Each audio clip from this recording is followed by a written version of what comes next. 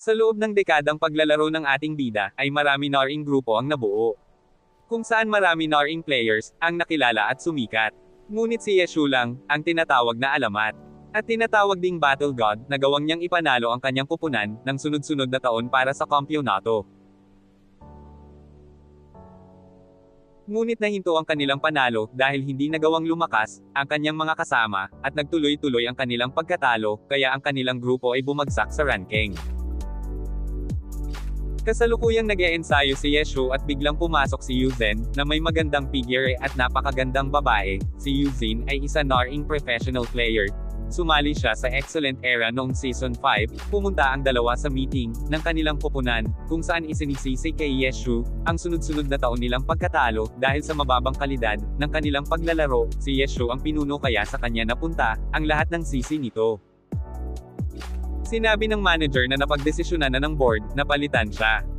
Ang napili naman nilang ipapalit, ay si Sun Xiang. Siya ang Rookie of the Year, noong nakaraang season.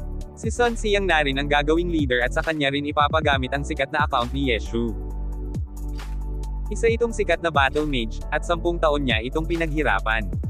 Subalit nakapirma ito ng kontrata, sa Excellent Era, na kahit labag sa kanyang kalooban, ay kailangan niyang ibigay ang kanyang account.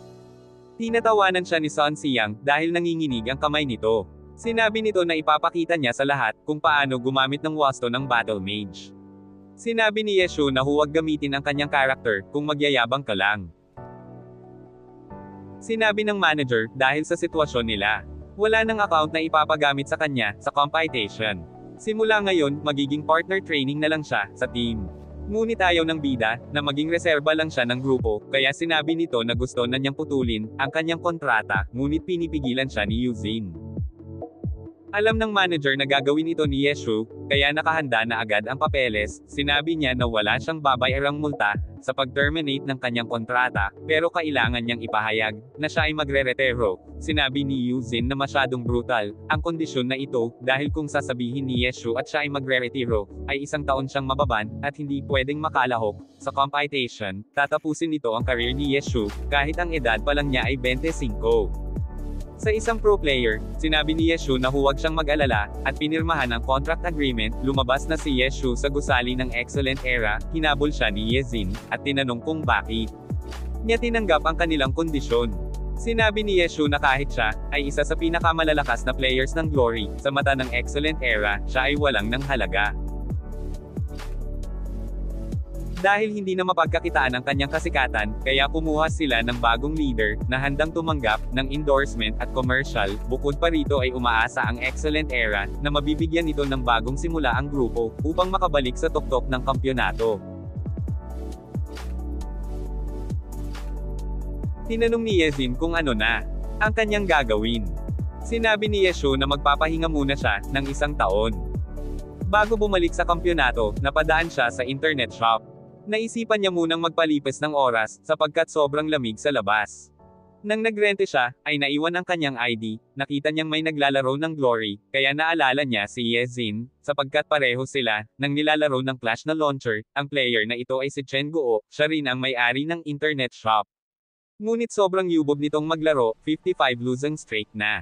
Sa sobrang inis ni Chen, nakalimutan niyang nilog out ang kanyang account. Sinabi ng attendant na merong gumagamit sa kanyang account. Kaya nagmadali siyang bumalik, dahil baka ninanakaw na ang kanyang mga equipments. Nakita niyang ginagamit ito ni Yeshu, na natapos nito ang kanyang losing streak. Sinabi ni Yeshu na nakakay siya, nang siya ay umalis, kaya noong nagsimula ang laban, ay ginamit niya ito. Tinanong ni Chen kung paano niya nagawang manalo, samantalang saglit lang itong umaalis. Sinabi ni Yeshu na nagawa nito ng 40 seconds, at kung hindi malamig ang kanyang kamay, ay matatapos nito ng 30 seconds lang. Inisip ni Chen na isa siyang professional player, sa isang Excellent Era. Naisip niya na baka siya si Yeshu, ang misteryosong player na di nagpapakilala. Lumapit ang attendant at ibinalik ang naiwang ID ni Yeshu, bigla naman itong kinuha ni Chen. Ngunit nakita niya na mali ang spelling ng kanyang pangalan. Sinabi ni Yeshu na nangangailangan sila ng bantay. Sinabi ni Chen na tatanggapin siya kung matatalo niya iyon ng one-on-one sa game na Glory. Ngunit sinabi ni Yeshu na wala na siyang character, na ibigay na niya ito. Sinabi ni Chen kung gusto niyang magsimula ulit ay mag-open siya ng ika-10 server. Nagulat siya nang ilabas ni Yeshu ang first generation card. Ibig sabihin nito ay 10 taon ng player, si Yeshu ng Glory. Samantalang siya ay 5 pa lang, sinabi ni Chen na tanggap na siya. Kung kaya niyang magbantay ng gabi, at samahan siyang maglaro habang inaasikaso ang mga customer. Dumating na ang oras ng pagbubukas ng ika-10 server. Agad gumawa ng character ang mga ito, sinabi ni Chen na napakaraming tao. Ngunit nagulat siya nang hindi pa nakakagawa ng character si Yeshu.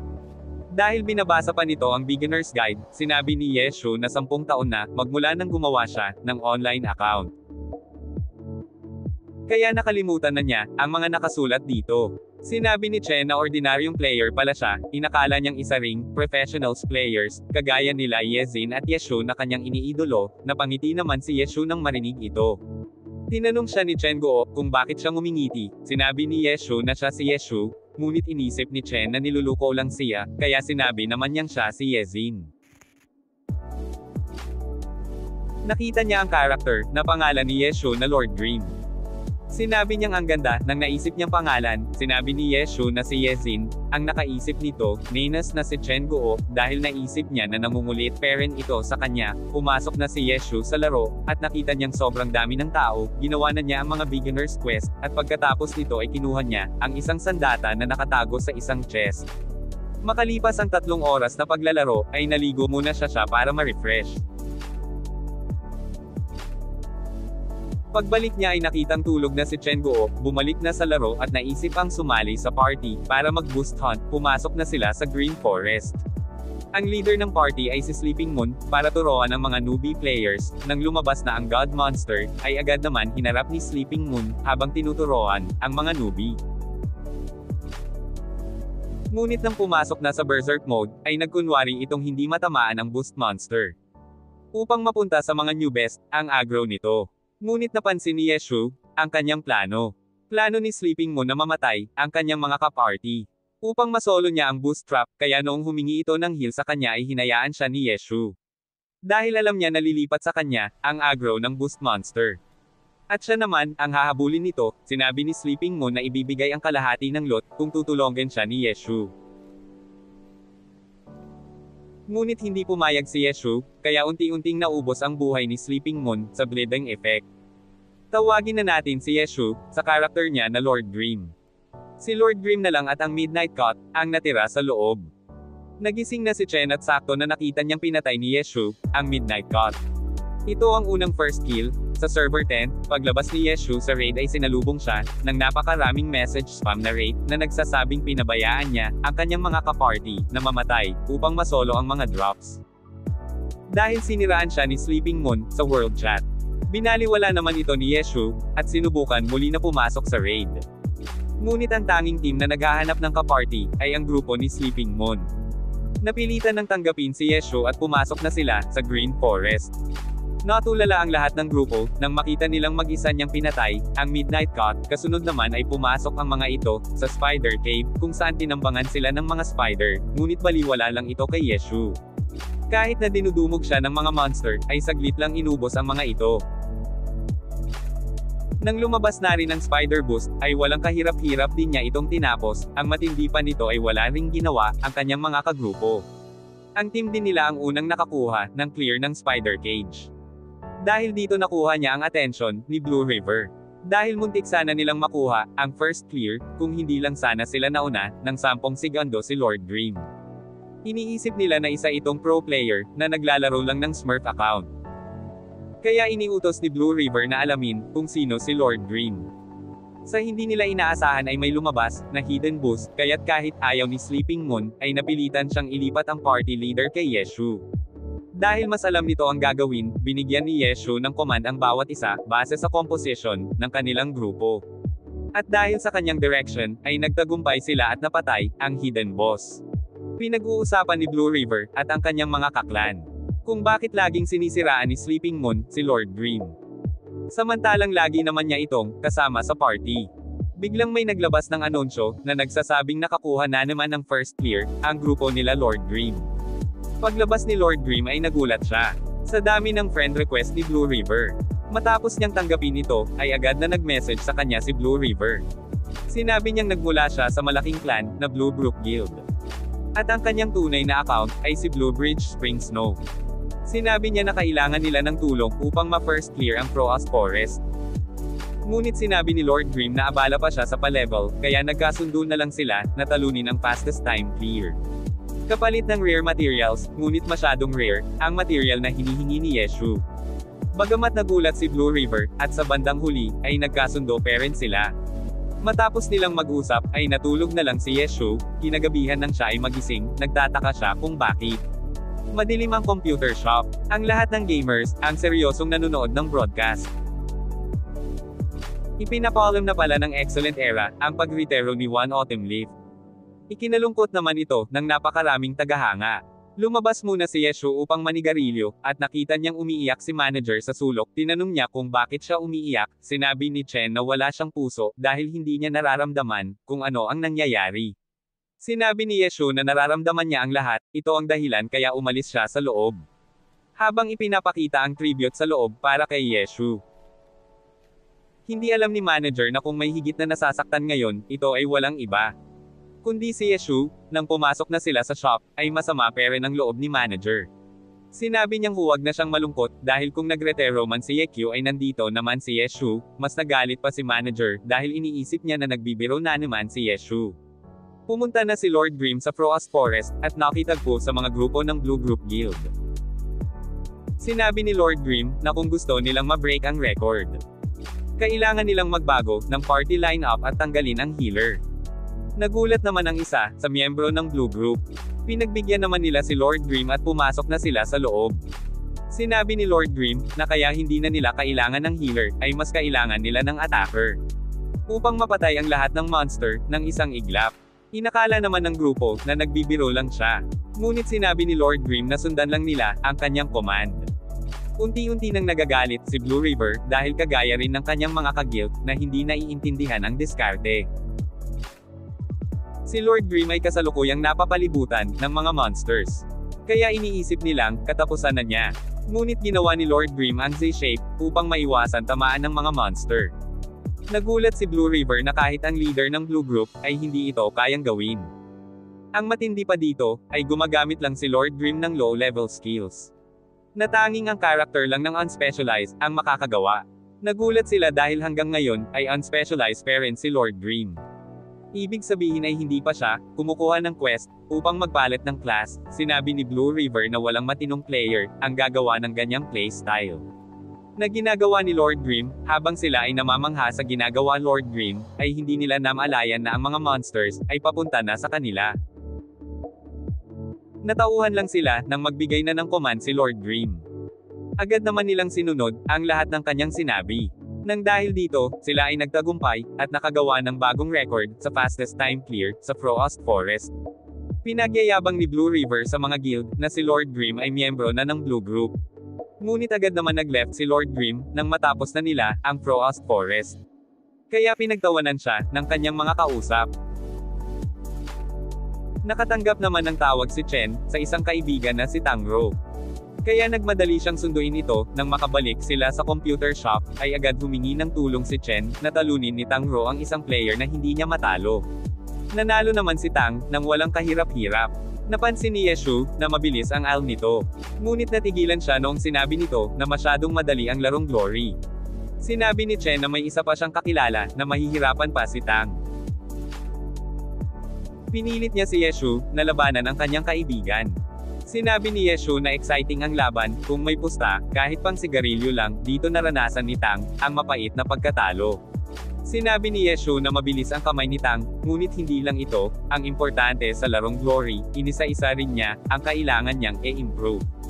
Biniro niya pa ito na kung gusto niyang manalo sa kanya, ay kakailanganin pa niya ng 100 taon. Ngunit hindi nagustuhan ni Tang ang kanyang biro, at nagpatuloy pa ito sa pakikipagpustahan kay Yeshu. Kahit sunod-sunod na siyang natatalo, ay hindi niya magawang sumuko. Dahil sa kanyang pride, sinabi ni Yeshu na itigil na nila ito, baka may pusta pa nito ang kanyang damit. Kaya kinurot siya ni Chen at agad na niyakap ang kaibigan. Umalis na si Yeshu, at sinabi niyang hindi ganon kadali ang Glory, gaya ng kanyang iniisip. Dahil dito nabuo ang determinasyon ni Tang na talunin si Yeshu. Kaya humingi siya ng account kay Chen. Niliber naman sila ni Yeshu ng merienda gamit ang perang napanalunan. Si Tang naman ay abala sa paggawa ng kanyang karakter. Pinangalanan niya itong Soft Mist at sinabing gusto rin niya maging unspecialized. Sinabi ni Chen na mahihirapan siya kung gagayahin niya si Yeshu. Dahil kakaiba ang sandata ni Yeshu, desinyo lang ito sa kanyang playstyle. Nalungkot naman si Tang Rou nang malaman niya ito. Ngunit sinabi ni Chen na maaari siyang maging battle mage. Gaya ng rank 1 player na si Autumn Leaf. At kompleto rin siya sa informasayon tungkol sa kanyang class. Dahil tagahanga siya ni Yekyo, narinig naman ni Yeshu ang kanilang usapan. Sinabing siya na lang ang magtuturo kay Tang. Sinabi rin niya na marami siyang alam sa paglalaro ng battle mage. Sinabi ni manager na wala nang higit pang tutorial sa isinulat na battle mage guide ng rank 1 player na si Yekyu. Sinabi ni Yeshu na 9 na taon ng guide ang binabasa at madami ng update sa laro, gagawa na lang siya ng bagong guide para sa kanila. Habang naninigarilyo sa labas, ay aksidente niyang narinig na lumabas na ang world boss. Narinig din niya na planong magtulungan ang 3 malaking guild upang makuha ang first kill nito. Habang nag-uusap ng gagawin ang malalaking guild, ay makikita naman ang isang brawler na nakikipaglaban sa boss monster. May dalawa siyang kaparty, ngunit hindi sila makasabay sa kanya. Sa unang tingin akala mo'y professional player ang brawler. Ngunit habang tumatagal, ay isa rin siyang newbie at wala pang diskarte. Bigla namang dumating si Lord Grimm, at iniligtas ang brawler na si Steambun Invasion. Sinabi ni Grimm na isali rin siya sa kanilang party. At dahil sa mga direction ni Lord Grimm, naging organisado ang galaw ng grupo, at unti-unti nilang napababa ang buhay ng world boss. Hindi makapaniwala ang mga guild leaders na sa pamumuno ni Lord Grimm, ang grupo ng mga baguhang players ay nagagawang makipagsabayan sa world boss.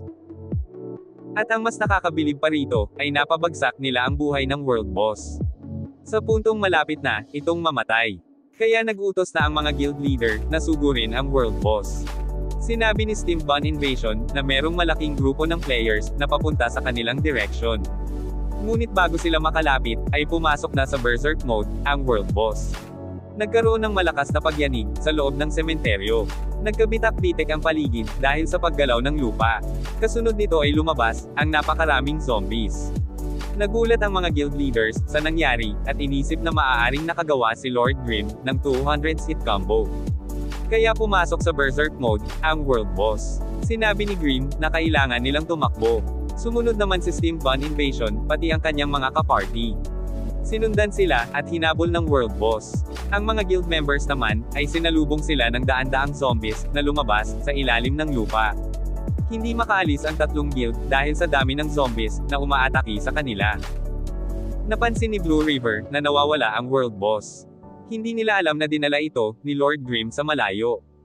Nakita ni Steambun Invasion ang isang grupo ng players sa kanila. Sinabi ni Lord Grimm na huwag siyang mag-alala at isali sila sa kanyang party. Sila pala ay si Sleeping Moon na kasama ni Lord Grimm sa loob ng spider cage. Dahil sa pagdating nila ay mas mabilis ang damage per second ng grupo laban sa world boss. Sinubukan pang humabol ng mga malalaking guild. Ngunit sa bilis ng kamay ni Lord Grimm at kooperasyon ng buong team ay hindi na nila nagawang humabol pa. At nakuha na naman nila Lord Grimm ang first clear ng ika-10 server. Ito ang first clear ng world boss ng Blood Connor. Paglabas ni Yeshu sa raid, ay agad siyang nakatanggap ng mensahe kay Blue River. Sinabi niyang papasok ulit sila sa Frost Forest. At kung maaari ay samahan ulit ang kanyang clan. Ngunit tinanggihan siya ni Grimm, at sinabing may appointment pa siya sa Tyrannical Ambition. Nagulat si Blue River nang marinig ito. Dahil isa ito sa mga kalaban nilang clan, matapos nilang mag-usap, ay tumayo na si Yeshu. Bigla naman siyang nakarinig ng announcement. Sinabi na ng system, ang guild na ng Excellent Dynasty. Ang bagong fastest time order ng Frost Forest. Nagawa nila ito ng mas mabilis ng 7 minuto. Sa fastest time nila Lord Grimm. Lumipat ang eksena sa headquarters ng Team Terraini, kung saan ang kanilang leader na si Han Wei ay nakatanggap ng ulat sa kanilang grupo na si Zhang Xinji. Sinabi ni Zhang sa base na nakuha niyang information. Tinulong din ni Yekyo ang Excellent Dynasty na makuha ang fastest clear ng Frost Forest. Tinanong ni Han kung ang Excellent Dynasty ay ang ginawang grupo ng Excellent Era sa ika-10 server, kinumpirma ito ni Zhang sa kanilang kaalaman na matagal nang terminated ang kontrate ni Yeshu sa Excellent Era. At kasalukuyang bumubuo ng grupo upang bawiin ang mga fastest time sa mga ito. Kinabibilangan ito ng 2 miyembro mula sa Tyrannical Ambition.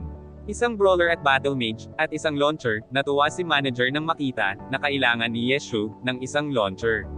Ngunit bigla siyang nagalit nang malaman na hindi siya ang launcher na tinutukoy ni Yeshu, kinagabihan sa loob ng Happy Internet Shop. Ang mga gamers ay nakatutok sa live na laban ng Excellent Era at ang 302 Degrees. Si Zansang na ngayon ang gumagamit ng kanyang account na si Autumn Leaf. Natutuwang ikwento ni Chen na napabagsak na ni Zhang Xiang ang captain ng mga kalaban. Sinabi ni Yeshu na huwag masyadong umasa. Matatalo ang Excellent Era sa laban na ito. Nagalit si manager na kahit magsama-sama ang 3 natitirang kalaban ni Zhang Chong ay baliwala ito sa kanya. Dahil siya na ngayon ang Battle God at bagong may-ari ng Autumn Leaf. Sinabi ni Yeshu na maaaring mabilis ang kamay ni Zhang Xiang. Ngunit nahulog na siya sa bitag ng kalaban. Dahil ang pinakamahalaga sa isang team battle ay ang kooperasyon sa mga kagrupo. At ito ang bagay na wala si Zhang Xiang. Nakikitang nabaligtad na ang laban, nahihirapan na ang grupong Excellent Era, bigla naman nag-brown out kaya hindi nila nakita ang mga sumunod na nangyari. Nalaman na lang ni manager na tama si Yeshu nang mabalitaan ang resulta ng laban. Kasalukuyang nagbabantay naman si Tang at si Yeshu nang pumasok ng internet shop ang 2 lalaki. Sila ang guild leader ng Excellent Dynasty at ang vice captain ng Excellent Era. Makikita na pareho silang lasing at hinaharas ang magandang bantay na si Tang.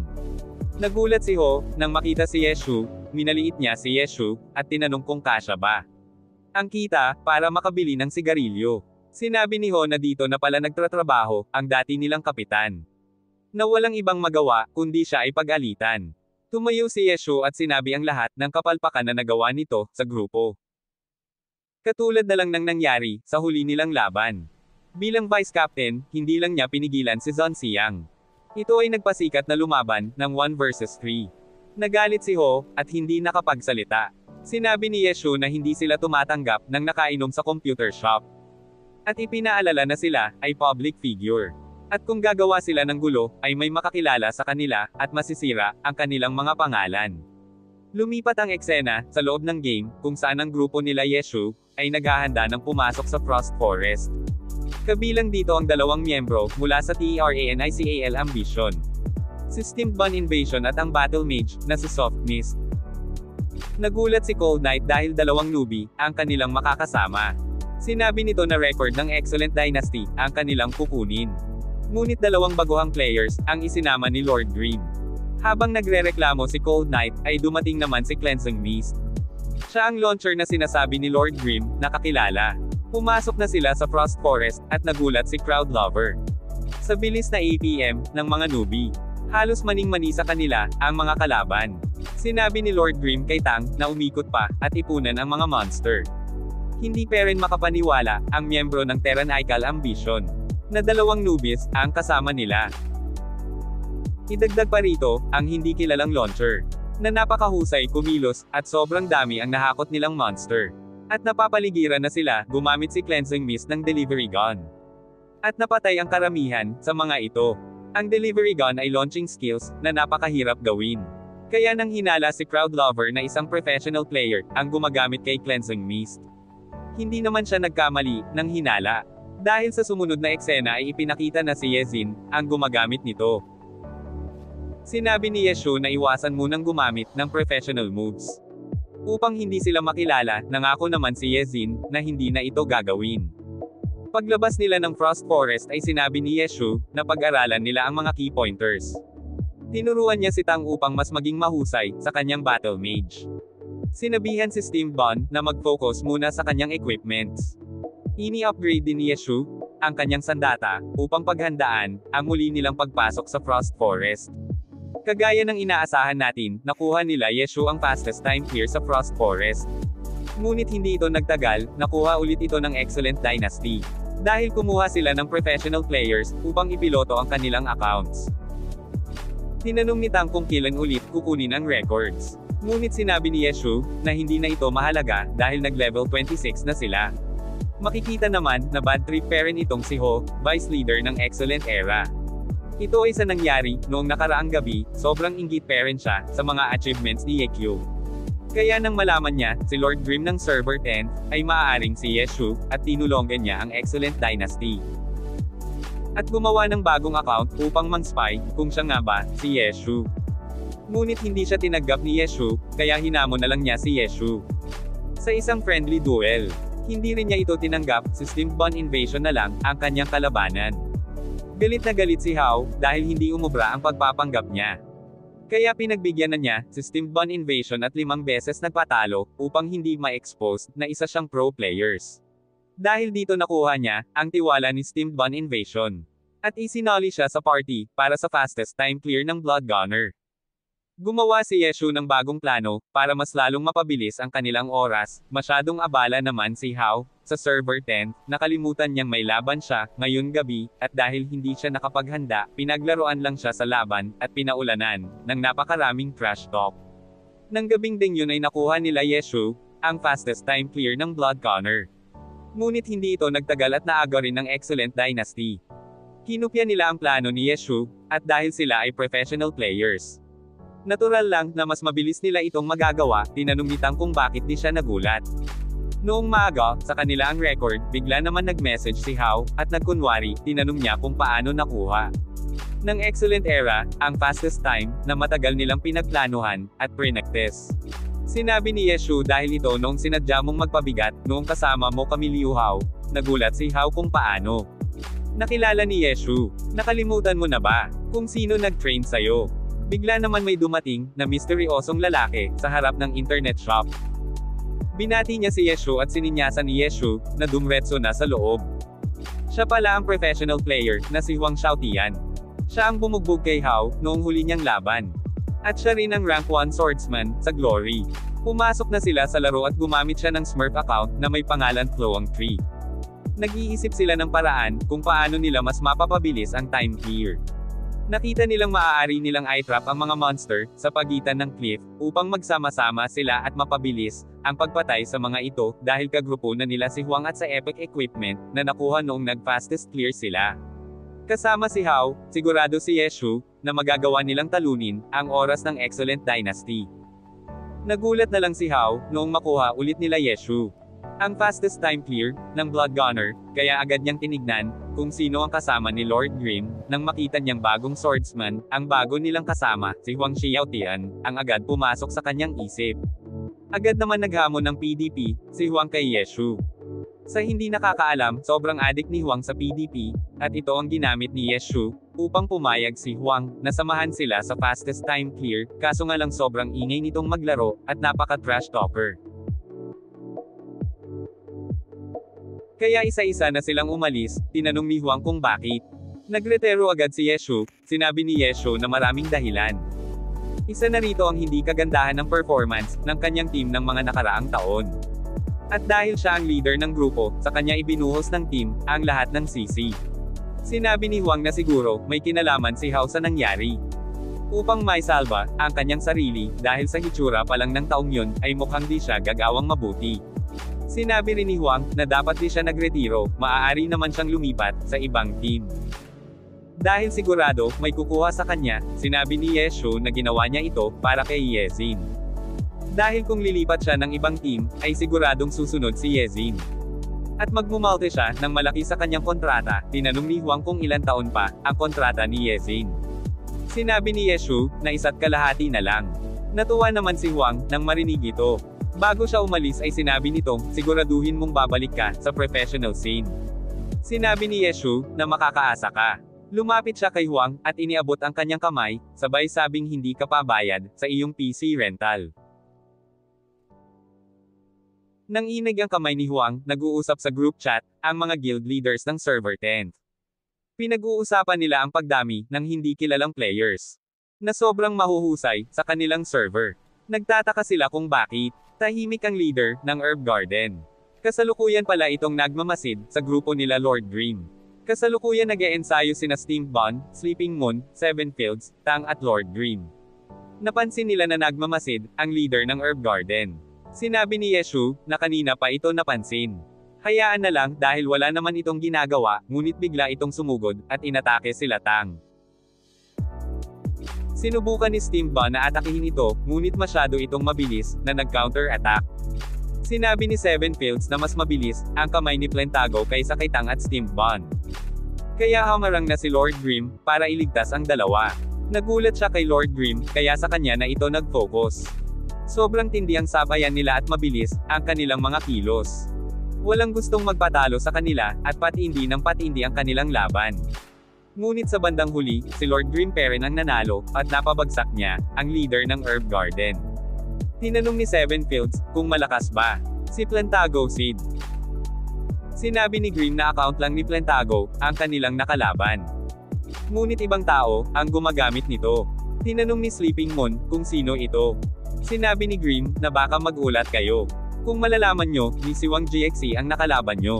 Si Wang GXE ang guild leader ng Tiny Herb, at tinatawag din na The Magician. Sa buong istorya, ng larong Glory, may 5 titles lang ang ibinigay, sa mga pinakamalalakas na players nito. Ito ay ang Battle God, King of Fighting, Sword Sin, Magician at ang Greed Cannon. Sa training room ng Tiny Herb, sinabihan ni Wang GXE si Gao na bigyan ng mga account.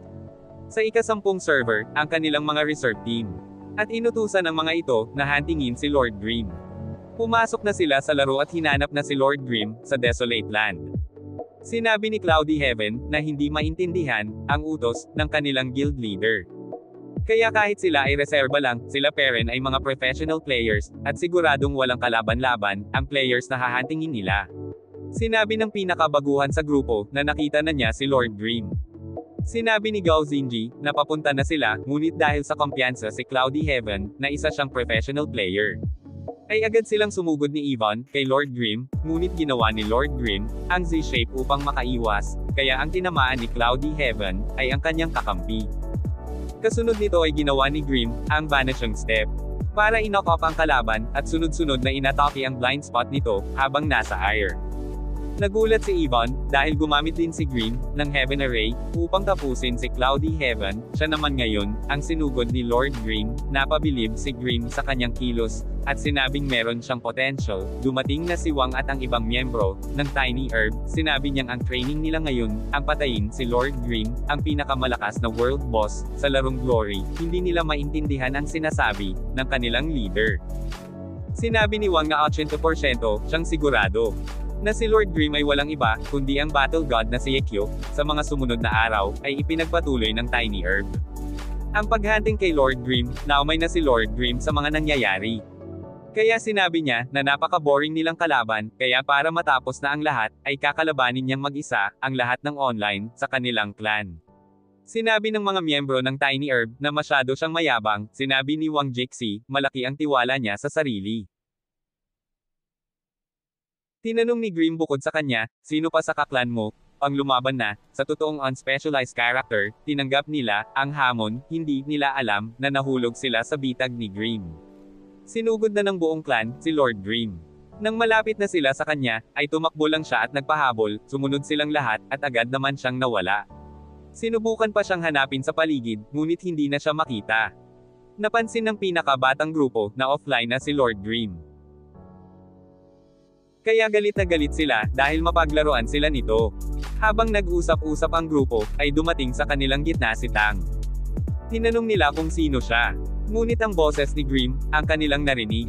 Sinabi niya kung gusto talagang makipaglaban, ang Tiny Herb, ay sa arena, sila magkita, ngunit sa isang kondisyon.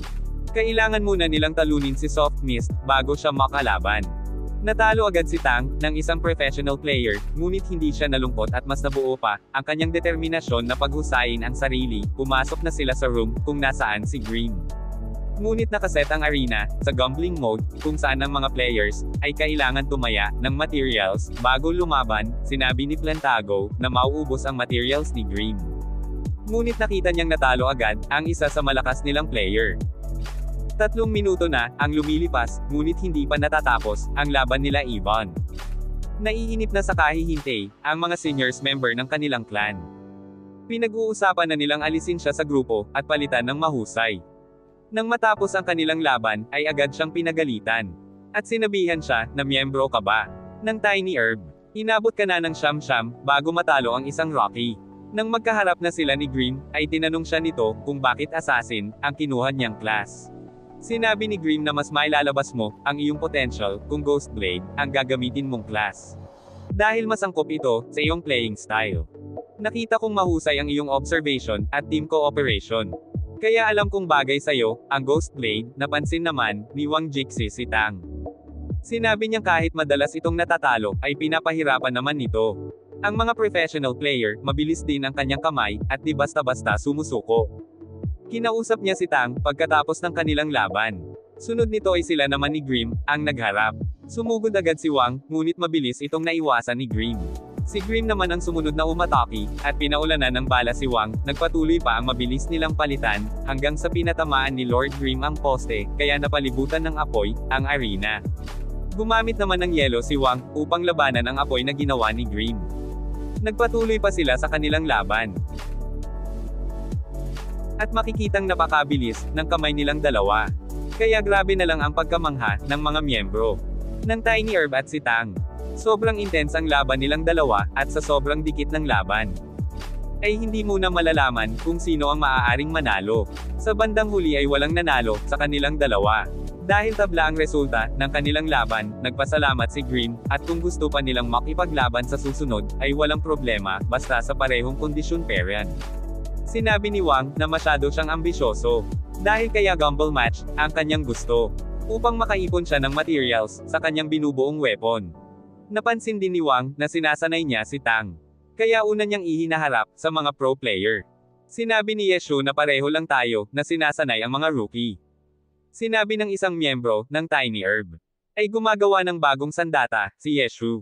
At may sinasanay siyang mga newbies, ay siguradong babalik ito sa professional scene. Sinabi ni Wang, kung ano man ang intensyon ni Yeshu, ay di natin ito dapat, ipagsawalang bahala. Kaya kailangan yung pagbutihin ang training, upang makuha natin ang kampyonato. Tinanong ni Tang si Yeshu, kung ano ang pakiramdam ng isang professional player. Inimbitahan kasi siya ni Wang, sa kanilang training camp. Tinanong siya ni Yeshu, kung nag-e-enjoy ba siya sa paglalaro ng Glory. Sinabi ni Yeshu, na pareho lang ang pakiramdam, kung naglalaro ka man, ng professional o hindi. Ang mahalaga ay masaya ka, sa iyong ginagawa. Makikita naman si Yvonne, na gumagawa ng bagong karakter, na isang Ghost Blade. Kinabukasan ay may pumasok na malaking lalaki, na may dilaw ang buhok. Muntik nang palayasin ni manager, dahil akala niya itong basagulero. Tinanong niya, kung nandito ba si Lord Grimm. Sinabi niya, na siya si Steamed Bun Invasion, niyakap si Yeshu, nang makita niya ito. Sa loob ng game, ay usap-usapan ang pagtulong ni Lord Grimm, sa Full Moon Guild, na makakuha ng record. Sinabi nila, na ang hinihilang niya, ay 4 na Scarlet materials. Nagulat sila, dahil sobrang mura nito. Kaya ang mga guild leaders, ay nagpataasan ng offer kay Grimm. Upang tulungan ang mga ito, ngunit hindi ito tinanggap ni Lord Grimm. Kasunod nito ay ini-announce ng system, na nakuha ng Full Moon Guild.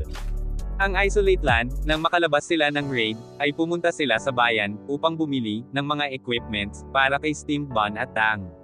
Pumunta naman si Blue River, sa Heavenly Domain, upang makipag-usap, ang kanilang leader na si Liang Yichen.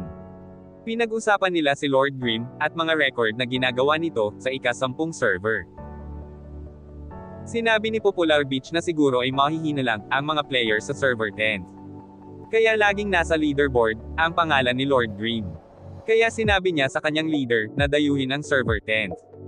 Upang kunin, ang mga records doon. Sinabi ni Liang kay Blue River, na maghanda ng mga accounts para sa kanila. Nakaramdam si Steamed Bun Invasion, na may sumunod-sumunod. Sinabi ni Tang na wala naman siyang napapansin, tinignan ni Steamed Bun Invasion, ang paligid, at sinugod ang players na palapit sa kanila. Ito pala ay si Yvonne, gamit ang bagong gawang karakter na Ghost Blade. Agad niyang binati si Lord Grimm, nang makita niya ito, natuwa naman si Yeshu, sinabing mabilis itong nakapagpa-level. Nagtaka si Steamed Bun Invasion, dahil ngayon lang sumablay ang akala. Sinabi ni Yeshu, na hindi ito nagkamali, dahil napapaligiran sila, ng players. Na masama ang intensyon, agad silang sinugod ng mga players. Na walang guilds, habang ang 3 malalaking guild naman, ay nanood lang at iniisip, kung sino ang mga sumusugod. Ang grupo naman ni Yeshu, ay patuloy na nakikipaglaban sa mga di kilalang players. Nagulat si Steam Bon Invasion dahil biglang lumakas ang attack niya at mas bumilis ang kanyang kilos. Sinabi ni Yeshu, ito ay dahil sa Ghost Blade ni Yvonne. Tuwang-tuwa sila Steam Bon sa buff ni Yvonne, kaya binugbog nila ang mga players na umambo sa kanila. Ngunit tuloy-tuloy pa rin ang pagsugod ng mga kalaban.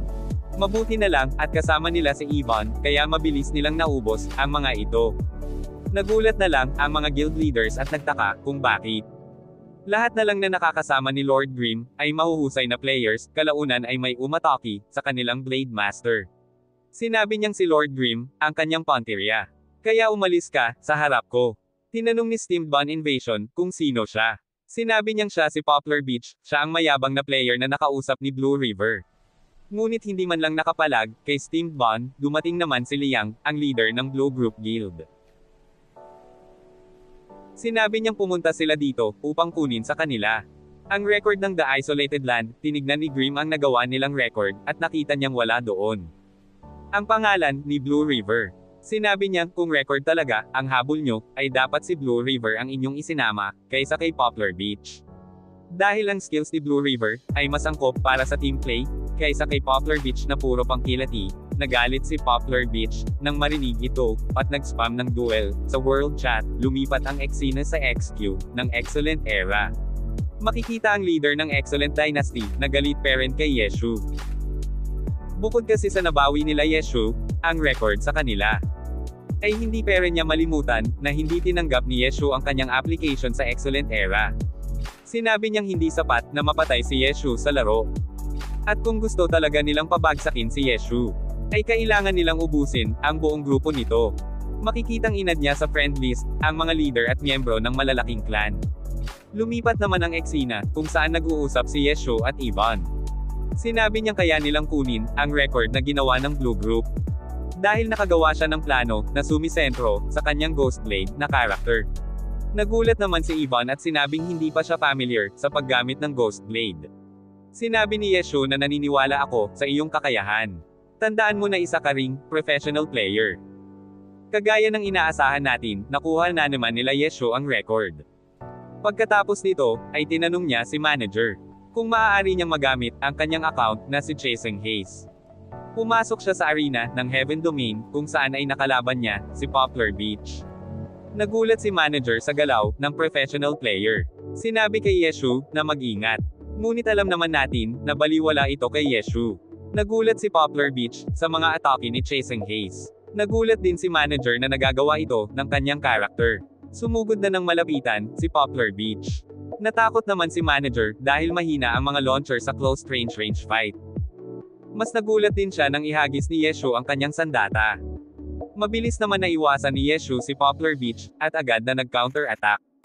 Ni-knock off niya si Poplar Beach, kasunod nito, ay sinalo niya ang kanyang sandata, at walang habas na pinagbabaril ang kalaban. Sa galing ng ginawa ng launcher, ay naging usap-usapan, ang kanilang laban, sa lahat ng server. Sa loob ng headquarters, ng Blue Ranger, makikita ang dalawang player na inaalisa, ang laban ni Poplar Beach at Chasing Haze. Sinabi nilang nakakabilib, ang ginawa ng launcher. Dahil binitawan nito, ang kanyang sandata, upang mapabilis, ang kanyang kilos. Agad nilang naisip na isang professional player ang gumagamit nito. Dahil sa kalkulado niyang mga kilos. Nakikita naman nilang katabi si Huang Zetian at nakikinig. Nasa mid siya nang mapagtanto nila na si Lord Grimm ang may gamit kay Chasing Haze. Ang dalawang player na nag-uusap ay ang guild leader ng Blue Rain na si Yu Wenjo at ang guild leader ng Blue Group na si Liang. Tinitignan nila ang mga record na nagawa ni Lord Grimm at inalisa ang team composition ng kanyang mga party. Sinabi nilang may 4 na regular siyang mga kasama. At may mga ilang players na minsanan lang. Tinanong nyo kung saan papunta si Huang Zetian, sinabi niyang lumapit siya rito dahil may itatanong siya sa kanya. Sinabi niya na ang isang record nila Grimm ay nagawa noong panahon na magkalaban ang team nila at Excellent Era. At ang vice leader nilang si Hao ay parang wala sa kanyang sarili. Marahil ay naging abala ito sa pagkuha ng record kasama ni Grimm. Sinabi ni Huang Zetian na baka coincidence lang ang nangyari. Ngunit sinabi ni Wen Xiao na ninakaw ng player na si Hatrade World ang diskarte ni Grimm dahil 3 beses nila itong nakasama. Marahil ay gustong pag-aralan ang discarding gagawin ni Grimm. At matapos niya itong malaman, ay kinopya nila ito, kaya naagaw nila agad ang record. Kaya noong sumunod na pasok nila Lord Grimm, ay wala na si Het Raedworth. At si Floang Tree na ang kasama. Napaka-imposible lang na makakakuha sila agad ng kapalit na player na walang guild, ngunit napakahusay sa isang bagong server. Nangangahulugan lang na si Hao ay si Het Raedworth. At nang malaman na niya ang estratehiya ni Lord Grimm, ay ginaya nila ito upang makuha ulit ng Excellent Dynasty ang kanilang record. Sinabi ni Huang Zetian sa kanilang leader na hindi tayo makakasigurado sa nangyari. Sinabi naman yun, sa laban ng Excellent Era, ay mapapansin mo, sa inyong dalawa ni Hao, ay mga moves ng isang berserker, kahit pa Spellblade, ang kanyang character. Nagkataon lang din kaya na berserker, ang class ni Het Raedworth. Kung hihimayin pa natin ay mapapansin, na si Het Raedworth ay si Lord Grimm. Marahil ito ay dahil sa inggit, o maaaring dahil ito sa pangamba. Kaya gumawa siya ng account, upang ispiyahan ang kalaban. At makumpirma, ang kanyang hinala. Nagulat ang leader, ng Bluebrook. Dahil kahit ang iniisip ni Hao, ay kanyang inaalisa. Sinabi niyo sa makatuwid, ay maaari nating masabi, na si Lord Grimm, ay si Ye Qiu. At ang swordsman na si Floang Tree, ay si Huang Zetian. Gusto pa sanang magdahilan, ni Huang, ngunit sinabi niyo, na nangyari ang record ni Floang Tree, noong gabi na siya ay lumabas, matapos ang laban, sa Excellent Era. Tinanong niyo, kung ano pang informasayon, ang hindi alam kay Ye Xiu. Sinabi ni Huang na si Ye Xiu, ay isang unspecialized class. Ang kanyang sandata ay nakadesinyo, sa lahat ng profession. At ang attack power nito, ay katumbas ng isang silver equipment. Natuwa si Yuan Shu, nang marinig ito. Sinabi niyang parang makakakita tayo, ng unspecialized class. Lumipat ang eksena, sa loob ng internet shop, kung saan si Tang at si manager, ay may binabasang article tungkol kay Lord Grimm. Isinulat ito ng isang tagahanga ni Grimm, na may pangalan na Concealed Light. Nakita ni Ye Zio ang kanilang binabasa, at napabilib ito sa detalye, nang nakasulat dito, sinabi niya kay Tang, na isend sa kanya ang link. Ngunit pag-outab ni Tang, ay nakita niyang may pumatay sa kanyang character. Nang pumasok si Ye Xiu sa laro, ay agad naman nakatanggap ng mensahe. Mula kay Huang Zetian. Sinabi niyang sa husay mag-analisa, ng kanilang guild leader. Ay nalaman na nito, sa siya si Ye Qiu. Nagulat naman si Huang, dahil nasa likod pala nito ang kanilang leader. Nabasa niya ang kanyang sinabi, kay Ye Xiu, na magaling ang kanilang guild leader, kaya nga lang mabagal ang kamay nito. Kaya hinamon niya si Ye Xiu, sa isang duelo. Pinagbigyan naman siya ni Ye Xiu, at nagharap sila sa arena. Gamit ni Wen Xiao ang kanyang character, na isang warlock. Matindi rin ang naging sagupaan, nilang dalawa. Ngunit may advantage si Ye Xiu, dahil ngayon lang nakaharap si Yu, ng isang unspecialized class. Idagdag pa rito, na sadyang mabilis talaga ang kamay ni Ye Xiu. Kaya sa bandang huli, ay si Ye Xiu ang nanalo. Sinabi ni Yu na maraming advantage, ang isang unspecialized class. Ngunit habang tumataas ang level nito, ay unti-unting nawawala ang kanyang advantage. Sa kabilang banda, ang class na may specific profession, ay unti-unting lumalakas, dahil nadaragdagan ang kanilang skills. At maaari pang magkaroon, ng ultimate kapag umabot na sa certain class level, tinanong ni Ye Xiu. Kung ano ang level limit ng isang unspecialized class, sa kanyang tingin, sinabi ni Yu na sagad na siguro, ang level 96. Sinabi ni Ye Xiu na tama pala, ang kanyang calculation. Nakita naman ni Huang Zetian, na 20 beses lang, ang pinakamaraming pag-iwas, na sunod-sunod, ang nagagawa, ng kanilang leader. Tinanong ni Yu na kung siya, ang kalaban nito, ay ilang beses na sunod-sunod, na mailagan, ang atake ni Ye Xiu. Panoorin ang video, dahil ang unspecialized na Ye Qiu, ay magiging tinek, sa kanilang lalamunan. Kaya paulit-ulit niyang pinanood, ang pag-atake ni Ye Xiu. At sinubukan kung ilang beses, niya mailagan ang mga ito. Nagulat siya nang malaman na, 3 sunod-sunod lang, ang kaya, niyang iwasan. Kaya pumasok siya sa laro, at inispam si Ye Xiu ng duel, sinabi ni Ye Xiu, na huwag siyang maingay. Dahil may binabasa pa siyang article, ngunit mas nangulit pa si Huang, at nagalit, dahil hindi siya pinapansin ni Ye Xiu.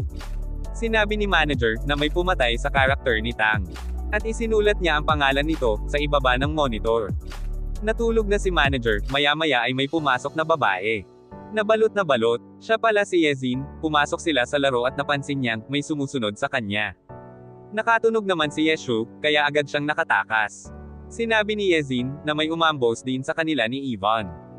Mabuti na lang, at nakatakas sila. Bigla naman nag-voice chat si Steam Bond na may umatake sa kanya. Tinanong ni Yeshu kung napatay ba siya. Sinabi niyang hindi dahil magaling siya. Nahulog naman sa balan ang isang player na naghahanap sa kanila. Dito pala nagtatago si Steam Bond. Nang aatakihin na sana ni Steam Bond, ay sinabi niya na hindi siya kasama ng mga humahabol sa kanila. At ang dahilan kaya hinahanap ang grupo nila Lord Grimm ay upang tulungan silang makatakas. Pinag-aralan ni Concealed Life ang posisyon na humahabol kay Steam Bond. At itinuro sa kanya kung saan ligtas dumaan. Nakatakas si Steam Bond invasion at nag-regroup sila ni Concealed Life. Kinumusta ni Yeshu ang lagay niya. Sinabi niyang pansamantala siyang nakalayo sa mga humahabol. Dahil sa tulong ng bagong kaibigan. Sinabi ni Yeshu na magkita sila sa Konjie Forest. Sinabi ni Yezin na may 10 humahabol sa kanya at lahat ay level 35. Napaisip si Yeshu kung bakit. Ang lahat ng humahabol sa kanila ay level 35. Imposibleng naman na lahat sila ay nagmula sa iisang guild. Kaya na-realize nila na nagsama-sama ang maraming guild upang huntingin sila. Si Huang Zetian naman ay patuloy na nangungulit kay Yeshu ng duel. Kaya sinabihan niya si Huang na puntahan na lang siya sa Konjie Forest. Ngunit nagulat siya nang makitang sobrang dami ng players ang humahabol sa kay Yeshu. Di ba't gusto mo ng player kill? Tinanong ni Huang kung ano ang ginawa niya. At bakit sobrang dami ng players ang humahabol sa kanya. Sinabi ni Yeshu, dahil sa mga ginawa niyang record. Pinagtawanan siya ni Huang at yan ang napapala ng bully sa mga ordinaryong players. Hindi niya naisip na kasama siya ni Lord Grimm na isa sa mga record nito. Kaya hinabol din siya ng mga players. Sinabi ng isa sa mga players na bakit hinahabol natin si Floong 3 na level 27 lang, sayang ang oras natin dyan. Nagalit si Huang Zetian nang marinig ang sinabi sa kanya. Kaya siya na ang humabol sa mga players para patayin ang mga ito. At kagaya pa rin ng dati, sobra pa rin siyang trash talker. Kung makipaglaban, nakita ni Huang Zetian na maganda ang espada ng isang player. Kaya hinabol niya ito at pinatay. Nakaramdam siya na may palapit na player at agad niyang sinugod ito. Ngunit siya pala ay si Yeshu. Sinabi ni Yeshu na masyado na itong baliw sa PvP. At hindi na niya malaman kung sino ang kakampi. Sinabi ni Huang na anong kakampi, kasalanan mo. Kung bakit ako nandito. Sinabi naman ni Yeshu na kanina pa niya sinasabi na busy siya, ngunit siya itong mapilit. Naisipan ni Huang na atakihin na lang si Yeshu. Sobrang addict niya talaga sa PvP at sinabing pwede na rito. Ngunit naubusan siya ng mana at natamba, kaya nagdahilan siya at sinabing kaya naubos ang kanyang mana. Sa pakikipaglaban sa dalawang player na level 33. Kalaunan ay natagpuan na sila ng mga player. Tuwang-tuwa naman si Huang Zetian sa dami ng kalaban. Halos maubusan na siya ng boses sa kakatrash talk sa mga ito. Sinabi ni Lord Grimm na sa sobrang ingay mo ay hindi na umaabot ang oxygen sa iyong utak. Hindi nagtagal ay mas dumami pa ang mga players na sumusugod sa kanila. Ang matindi pa dito ay paubos na ang supply ng kanilang mana at napapaligiran na sila. Ngunit hindi nagpatinag ang dalawa at sinugod ang grupo ng mga players, marami nang napatay, sina Huang at Grimm. Ngunit sobrang dami pa rin ng mga kalaban. Nagyabang na ang mga ito at sinabing wala na silang magagawa. Dahil napapaligiran na namin kayo. Mabuti na lang at dumating na ang reinforcement nila Grimm. Dumating na sila Yezin, Yvonne, Steam Bond, Concealed Life at Tang. Kompleto na ang grupo nila Lord Grimm.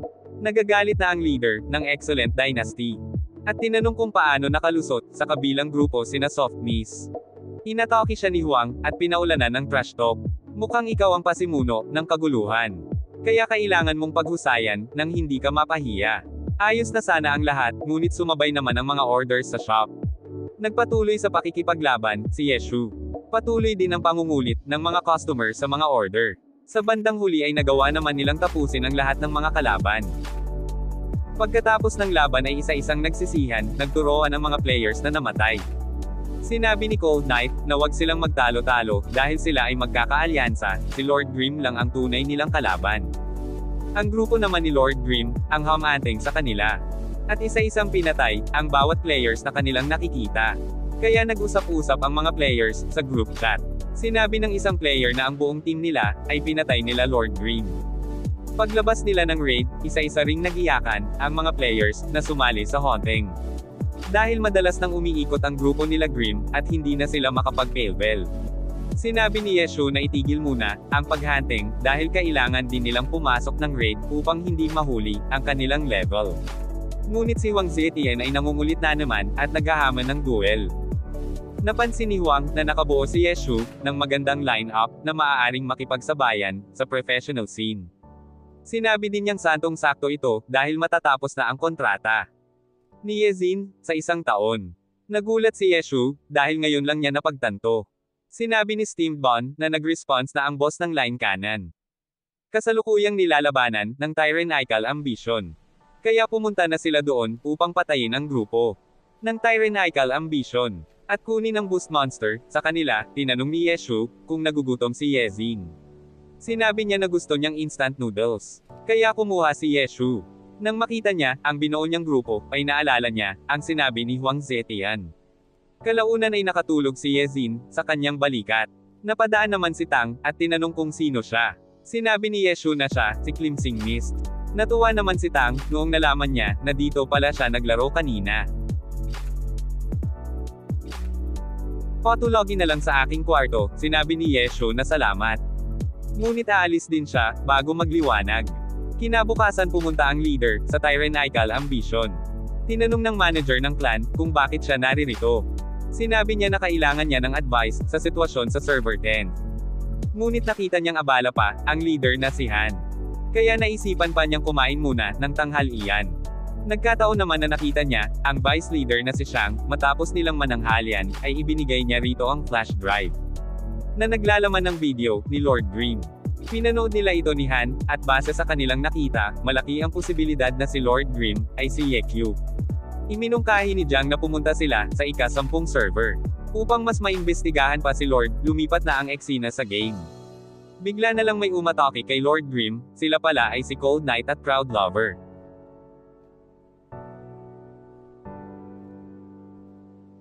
Pati si Shang ay kasama, ang mahusay na tactician at vice leader ng Team Terraini. Sinugod ni Yeshu ang grupo, ngunit dahil sa command ni Shang ay nahihirapan siyang makalapit. Kaya binago ni Yeshu ang kanyang sandata. Gumamit ng long-range attack, agad naman nag-counter si Cold Knight. Base sa utos ni Shang, tinanong ni Yezin kung nasaan na siya. Sinabi ni Yeshu na busy pa siya, may kalaban siyang mahusay na pare. Patuloy ito sa pagbibigay ng command sa 2 player. Tuwang-tuwa naman sila, akala nila mahuhuli nila si Lord Grimm. Hinabol nila si Lord Grimm, ngunit natrap sila nito. Nagcast ng skills ang pare, ngunit madali itong natakasan ni Lord Grimm. Bigla naman may dumating na strike, inisip nila na kasamahan na naman ito ni Grimm. Ngunit siya pala ang clan leader nilang si Han. Agad naman sinugod si Lord Grimm at pinagsusuntok. Nailagan naman ni Grimm ang lahat ng kanyang tira. Nagulat si Han dahil nagbabago ang anyo ng sandata ni Grimm, nakita niyang ang galaw nito ay kagaya sa galaw ni Yekyu. Kaya sinabi ni Han na, hindi ako maaring magkamali na ikaw si Yekyu. Tinanong niya kung bakit siya nagretero, bakit siya naglalaro lang dito. Sinabi ni Yeshu na bawal bang maglaro ng computers game ang taong nagretero. Nagalit si Han at umatake pa ng matitindi. Sinabi niyang nagretero ka ba? Dahil hindi na ganon kaganda ang performance ng Excellent Era. Kaya pinili mo na lang na umalis, nakalimutan mo na ba ang pangarap natin at ang glory? Bumalik ang eksena, 9 na taon na ang nakakalipas. Kung saan si Han at si Yeshu ay nagsisimula pang gumawa ng pangalan sa glory. Ngunit matunog din ang kanilang pangalan. Dahil pareho lang sila na hindi natatalo sa PDP. At ito ang unang beses na sila ay magkakaharap. Subalit tabla ang resulta ng kanilang laban. Kalaunan ay sumali sila sa magkaibang grupo. Sinabi ni Yeshu na magiging magkalaban na sila. Sinabi ni Han na lagi naman silang magkalaban. Sa professional stage ay muli silang nagkaharap, kung saan natalo ni Yeshu si Han, at ang Excellent Era ang naging kampyon. Sinabi ni Han na isang araw, ay kukunin ng Tyrannical Ambition, ang tuktok ng tagumpay. Makalipas ang 10 taon, ay muli na naman silang nagkaharap. At katulad pere ng dati, ay walang gustong magpatalo ang dalawa. Tumigil na sa pag-atake si Han at sinabing, inaasahan ko ang iyong pagbabalik. Tumango naman si Yeshu, at magpapahinga lang siya ng 1 taon. Dito natatapos ang unang yugto. Kung nagustuhan mo ay paki-like and share at follow na rin ang page